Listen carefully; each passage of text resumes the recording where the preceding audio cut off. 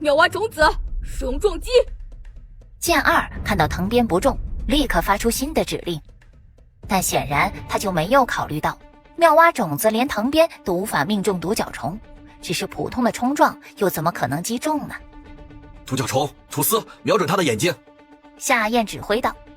发现妙蛙种子并没有想象中的那么厉害后，独角虫也变得从容起来。一束亮白色的丝线射出，直接粘连在了妙蛙种子的双眼之间，遮挡了他的视线。蛋呢？视线突然被影响，妙蛙种子一下慌了神，进攻都被自己给直接打断了。妙蛙种子，剑二有点慌了，一下子却也想不出应对的办法。这就是战斗经验的缺乏，以及训练家变通不足的缺陷。当然，也因为妙蛙种子的训练严重不足，导致速度太慢，才这么容易就被独角虫击中了眼睛。把它缠起来。然后就看到一条独角虫迅速地在地上抹过，白色丝线不断从它口中吐出，一圈加一圈，将妙蛙种子从蒜头王八变成了蒜头粽子。蛋呢？蛋呢？只剩下个头露在外面，还看不清视野的妙蛙种子只能求助地叫唤着。停！剑二连忙喊着，迈着充满肉感的步子跑到妙蛙种子的身边，伸手就想去解除它身上的丝线，结果自己也被粘性不弱的丝线给粘住了。你这样是没用的，独角虫。夏燕走近，唤来独角虫。只见独角虫的尾巴在丝线上抹过，一层层的丝线断裂，妙蛙种子也终于被拯救了出来。剑儿一把抱住妙蛙种子。妙蛙种子，你没事吧？蛋呢？妙蛙种子摇了摇头，看向独角虫的眼中带着一丝敬畏和害怕。独角虫高傲地抬着头，像极了得胜归来的将军。你的战斗经验几乎为零，对战中的指挥也缺乏变通。其实妙蛙种子并不弱，我的独角虫也没有表现得那么强。正常对战的话，我们落败的可能性更大一些。夏燕如实地解释道。独角虫听到夏燕说他不如妙蛙种子，顿时有些不太服气。夏燕伸手在他背上摸了摸。不用着急否认，我们来这里的目的本身不就是挑战不可能，让你变强吗？认识到自己的不足，才能更好的成长。接连战胜了小拉达和妙蛙种子的独角虫有些盲目自信了。作为训练家的夏燕必须让他清楚地认识到自己的不足。自信是好事，但盲目的自信就是完全相反的作用了。独角虫低下头，似乎有点受到打击，但他很快就恢复过来。他觉得夏燕说的没错，他们之所以来这里，本就是为了变强。承认别人比自己更强，没什么不能接受的。摸着独角虫的背，夏燕显得很满意。旁边的剑二看着他抚摸独角虫，一副欲言又止的模样。注意到他的表情，夏燕说道：按照俱乐部的规矩，你还有50分钟的时间，需要继续对战吗？俱乐部每一名陪练都是以时间来计费的，每1个小时单独收费，不满1个小时也按1个小时计算。剑二张了张嘴巴。刚才夏燕的一番话，不仅打消了独角虫的过度自信，更是给了他狠狠的一棒。事实证明，妙蛙种子之所以会战败，他这个训练家的原因很大。其实你已经学习了不少理论知识，其中应该包括对战和训练的内容，你缺乏的只是积累经验，还有需要对自己精灵足够的了解。夏燕又说道。怎么更加了解自己的精灵？剑二眨着眼睛好奇地问。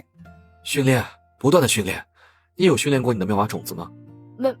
没有，我昨天才刚刚从训练家大楼把它带回家。剑二讪讪道。那就是咯，妙蛙种子的上限很高，好好训练，你会发现不同的。果然和夏燕猜的差不多。那你们是怎么训练的？一只独角虫，好强！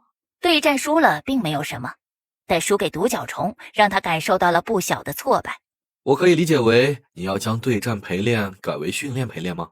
夏燕眉头一挑，正好今天为了找工作，独角虫和他都没有训练过，本来以为今天没机会了，没想到居然还有一边赚钱一边训练的时候。俱乐部也提供这项服务，训练的陪练。可以。剑二重重点点头。好。夏燕将独角虫再次放回地上。独角虫，既然如此，那我们就补上今天落下的训练吧。独角虫斗志昂扬。刚才被夏燕说不如妙蛙种子后，他也想要更快的变强。夏燕将身上那套不合身的衣服脱下，露出了干瘦黝黑的上身，布满了细密的疤痕。当看到夏燕身上道道疤痕时，剑二沉默了。我们训练给你看，你想的话可以跟着我们一起，如果有什么问题也可以提，我说不定可以给你一些解答。说完就开始了对独角虫的训练。因为是在俱乐部的训练室内，各种专业的训练器材都可以使用，相较于野外训练，效果更出色，当然也更累。不过累嘛，每当独角虫看到夏燕也在坚持的时候，也都能咬牙坚持。而剑二也带着妙蛙种子在一边做一些尝试性的训练，稍一模仿，顿时就感觉到了训练的不容易。同时他也会偶尔提出一些问题，夏燕会尝试性的给出一些可能不太标准但绝对有依据的答复。很快1个小时的陪练时间就过去了。在训练室内响起的钟声里，剑二直接大手一挥，再次包了夏燕和独角虫3个小时，眼睛都不眨一下就突出一个豪横。这样也给了夏燕和独角虫完成今天基础训练内容的机会和时间。3个小时后，本就十分健谈的剑二彻底服了夏燕和独角虫，不是因为他们战胜了自己，而是因为他们的努力。努力的人都值得敬佩。与此同时，夏燕也获得了他在希尔弗精灵对战俱乐部的第1个忠实客户。这次收获很大，下次来还点你。我回去告诉我的几个同学，让他们都来学习。在大厅目送着剑二离开，又能赚钱又能训练，感觉真不错。旁边的幸奈有些好奇地捅了捅他的手臂。了不起呀，夏燕，才第1天就有了忠实的客户，看他的样子好像还要继续给你介绍客户哦。运气。夏燕抱着训练完累坏了的独角虫笑了笑。幸奈撇撇嘴，心里再次肯定了他对夏燕的评价，好运的人。这次是真的运气好，因为在他的印象里，俱乐部的陪练最多的离职原因是因为正在对战时陪练的精灵被打废了。很大一部分人来俱乐部的目的之一就是发泄，所以下手不会顾及轻重的。以独角虫的身板，他还以为夏燕坚持不了几天呢。喏，这是你这一单陪练的报酬。说着递来几张联盟币。这么多？夏燕有些意外，接过钱数了数，居然有320联盟币。幸奈翻了个白眼儿。你的职称是初级陪练，一次费用是400，也就是每个小时80，4个小时一共320，陪练结束后即刻结算。果然能在希尔弗精灵对战俱乐部拥有会员的都不是普通的有钱人，恐怕刚才那个中二少年剑二1个月的零花钱就是他工资的好几倍吧。谢谢。夏燕道了声谢，他现在最缺的就是钱。对了，我好奇问一下，中级陪练一次费用是多少？中级是你的1倍，高级是你的4倍，特级是你的10倍，并且每一级的提成都是不一样的，当然还有更高的，只是我也不太清楚。幸奈耸耸肩。那怎么提升职称？会员数量以及你的实力，具体我也不知道，这都是主管负责的，反正不太简单就对了。夏燕点点头，再次道谢后就带着独角虫回去休息了。第2天，夏燕早早的起床，揣着3500多块钱，带着独角虫上了街。之前是没钱，可以不在意穿着的问题，既然现在手上稍微有点钱了，要换一身行头，至少不能太难看，否则陪练给别人留下了不好的影响，不点他了怎么办？希尔弗精灵对战俱乐部的陪练价格是非常高的，更多的陪练任务就可以让他赚更多的钱。只是依靠基础的8000工资是绝对不够将他培养独角虫的计划完全实施的。花了100多块钱，给自己从头到尾换了身简单的行头，不说多华丽，至少是合身且干净的衣服。离开服装店，夏燕又去了精灵培育书店，购买了几本关于虫系精灵以及毒系精灵的培育书籍。她了解的精灵知识并不少，甚至可能远远超过了这个世界大部分人对精灵了解的范畴。但她也有很大一个缺陷，因为她对精灵的了解大多局限于精灵的种类、招式、特性，以及脑海中的一些招式和精灵的搭配。这些都源自曾经玩过的 PM 游戏。游戏中的精灵是死的，而现在的精灵是活生生的生物，不能像玩游戏一样去培养，必须结合实际情况。所以它需要大量的理论知识，关于精灵的培育、身体变化、性格变化等方面的知识。目前只能通过书籍去了解和学习了。拿着虫系精灵的习性以及进食细则，毒系精灵的毒素深度解读及拓展，从独角虫到大针蜂的进化深度剖析等几本书。书名一个比一个好听，但具体能否发挥作用，还需要看完之后再做评论。不过这些书的价格是真的贵，一共5本，居然花了将近500块钱。果然最贵的还是知识呀。买完书，他还有一件事，今天外出的3个目标已经完成了最简单的2个。他走进一家贩卖精灵食品的商店。先生，请问需要什么？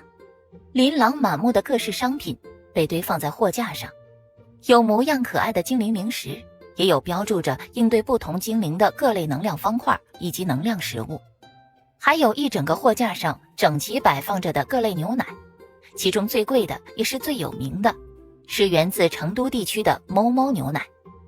趴在夏燕肩上的独角虫看到这么多飘香四溢的食物，瞪着小眼睛，嘴巴里的口水都快抑制不住了。拍了拍独角虫，稍稍安抚他激动的心后，夏燕对店员道：请问有适合独角虫这类精灵的专属食物吗？类似能量方块这种。店员有些为难地看了眼夏燕肩上的独角虫，说道：抱歉先生，专属精灵的食物都是需要定制的，如果你需要，可以留下需求，我们会根据精灵的特点以及希望调整和加强的方向，定制匹配的精灵食物。店员倒是比较耐心，没有因为夏燕只是带着独角虫而有任何鄙夷的神色。不过很显然，特制的精灵食物必定价格非常高，以夏燕现在的财力肯定支付不起。那有比较适合虫系精灵使用的能量方块吗？如果可以兼容毒系属性当然最好。夏燕只能退而求其次。